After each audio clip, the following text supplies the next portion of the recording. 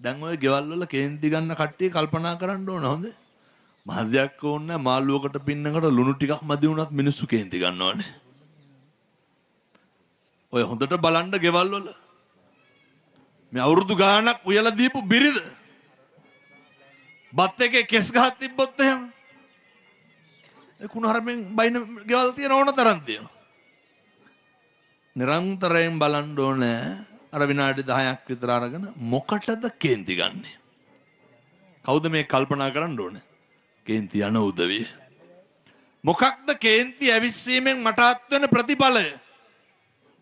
මම අහුවා අර විදේශගත දායකයාගෙන්. කේන්ති ගත්තාම මොකක්ද ඇති වෙන ප්‍රතිඵලය කියලා. ඒ මනුස්සයාටම කියවුණා හාමුදුරනේ ප්‍රියතමයෝ නැති වෙනවා කියලා.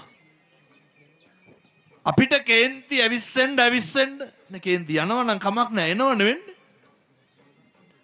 කේන්ති ඇති වෙන්න අපෙන් ඈත් වෙන්නේ අපෙන් නැති වෙන්නේ කවුද?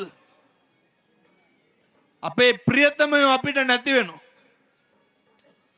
අපේ ප්‍රියතමයෝ අපි කරෙහි තියෙන ආදරය නැති වෙනවා ගෞරවය විතරක් ඉතුරු වෙනවා. එනිසා මතක තියාගන්න මිනිස්සෙකුට ජීවත් වෙන්න ගෞරවය විතරක් නෙමෙයි ආදරයක් තියෙන්න ඕනේ. ගෙවල් ගොඩක් දෙමව්පියොන්ට අම්මට තාත්තන්ට ආදරය කියන එක නැති වෙලා ගෞරවය විතරක් ඉතුරු වෙලා තියෙනවා. කේන්ති ඇතිවීම තුලින් වෙන්නේ අර මගේ කියන මගේ ආදරණීය මිනිස්සු ටික මට නැති වෙන එක.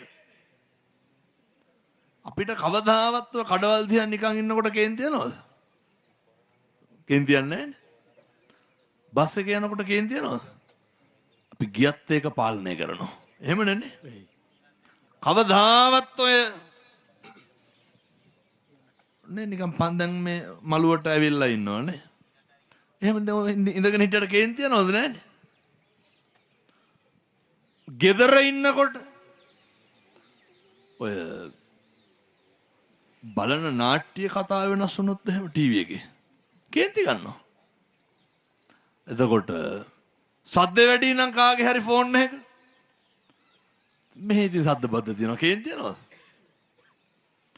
මිනිස්සු ඇවිස්සෙන්නෙම අර අපේම කියන කට්ටියත් එක්ක විතරයි. ඒක හරි පාඩුයි අපිට. ඒක හරි බාල වැඩක්. පුරුදු වෙන්න. ප්‍රියතමයෝ ඉන්න තැන කවදාවත් කේන්ති ඇති කරගන්න එපා. ඉතුරු වෙන්නේ කලකිරීම විතරයි.